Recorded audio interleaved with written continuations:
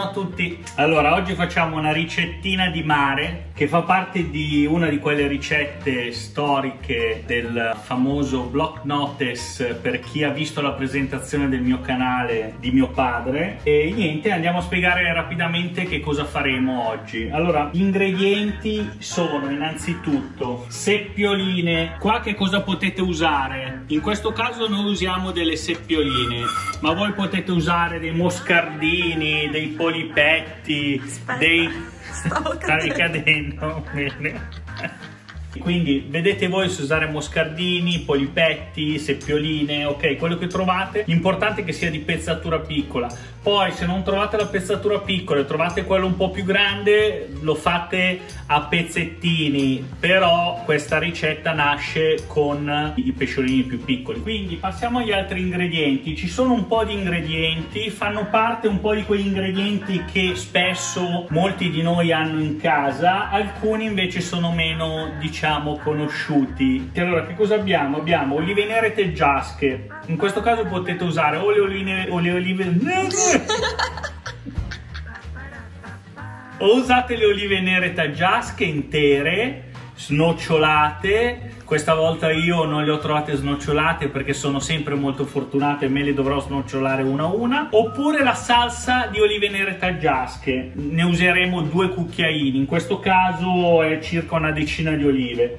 Poi abbiamo un po' di cipolline borettane, poi abbiamo aglio, capperi, poi dobbiamo usare un'insalata verde di tipo scarola, indivia o lattughino. Io in questo caso lattughino, uso il lattughino. Poi che cosa abbiamo? Abbiamo delle acciughe, concentrato di pomodoro e un po' di salsa. Allora qua potete usare o un po' di salsa di pomodoro oppure potete tagliare anche dei pomodori pacchini a metà e buttarli dentro, ok? Vedete voi, io solitamente questa ricetta la faccio sia bianca che rossa. In questo caso non userò molto pomodoro perché non la voglio molto rossa, però vi assicuro che sia rossa che bianca è fantastica. Ovviamente rossa ha un sapore tendente al pomodoro, ovviamente concentrato. Se non mettete il pomodoro sentirete più i sapori, tutti gli altri sapori, ok? Poi cosa mettiamo? Un po' di pepe, un po' di sale, se volete aggiungete un po' di prezzemolo, io non lo aggiungerò ma non ci sta male, ok? E poi uno degli ingredienti fondamentali è la salsa Winchestershire, ok?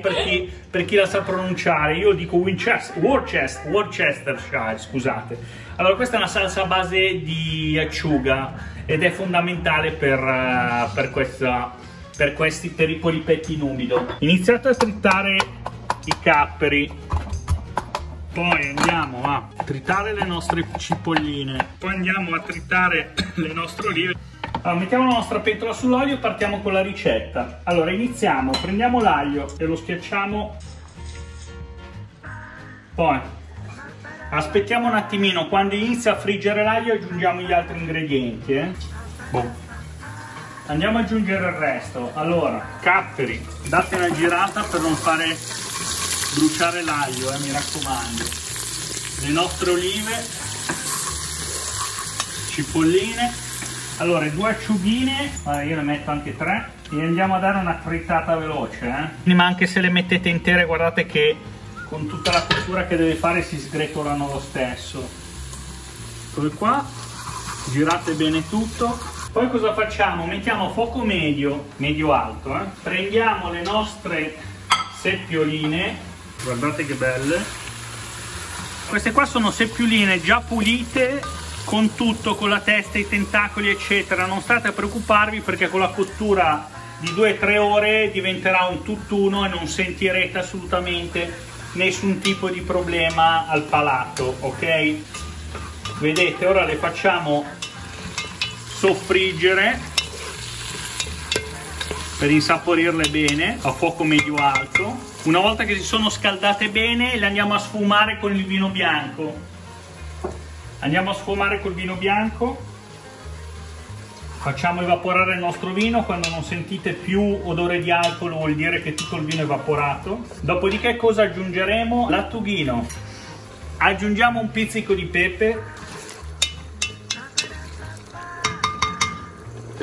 andiamo ad aggiungere il nostro lattughino e voilà. Andiamo ad aggiungere un po' di polpa di pomodoro, poi aggiungo un po' di concentrato,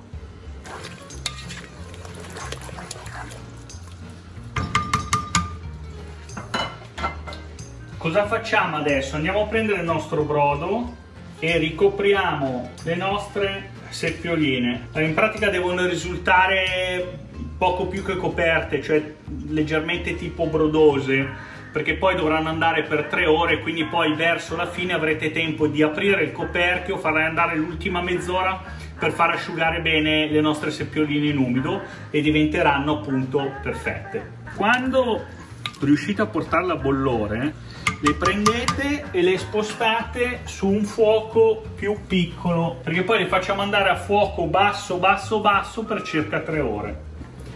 Quando vedete che iniziano a bollire così, ok, date una bella girata, accendete il fuoco più piccolo, sì, non minuscolo, poi dipende dalla pentola, la mia è una pentola grossa, quindi uso un fuoco piccolo, diciamo che nei miei fornelli è quello medio, però se voi avete una pentola più piccola va bene il fuoco quello più piccolo, ok? Regolatevi a seconda della pentola. Cosa faccio? Chiudo le mie seppioline, le prendo, le sposto sul mio fuoco basso.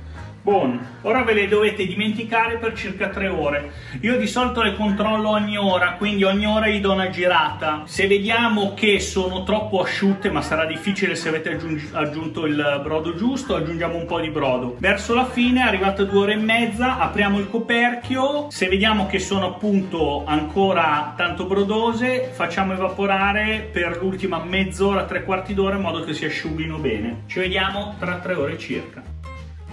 Trascorso un'oretta circa, iniziate a mettere la salsa Winchester, quindi distribuitela un po' su tutta la superficie, date un pizzico di sale, girate bene e tra un'oretta assaggiate nuovamente. Se manca sale o salsa per dare sapore alle nostre seppioline, ne aggiungete ancora un pochino. Allora, come vedete, la consistenza deve essere questa, cioè deve essere denso, no? Allora, cosa facciamo? Innanzitutto l'assaggiamo.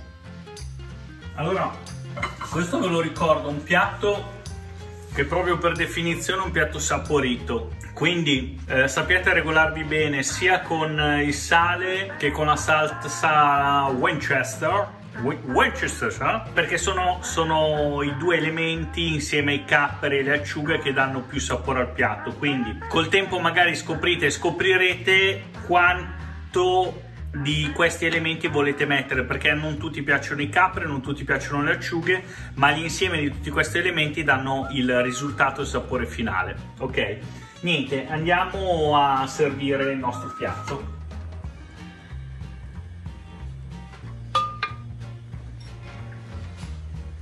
Guardate che meraviglia!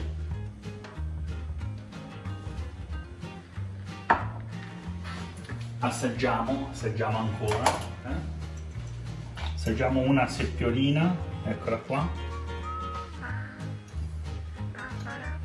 Buonissima, in pratica diventano morbidissime, quindi vi auguro di godervi la ricetta e mi raccomando non dimenticatevi di commentare, mettere mi piace e iscrivervi al canale. Ciao a tutti, ci vediamo alla prossima ricetta.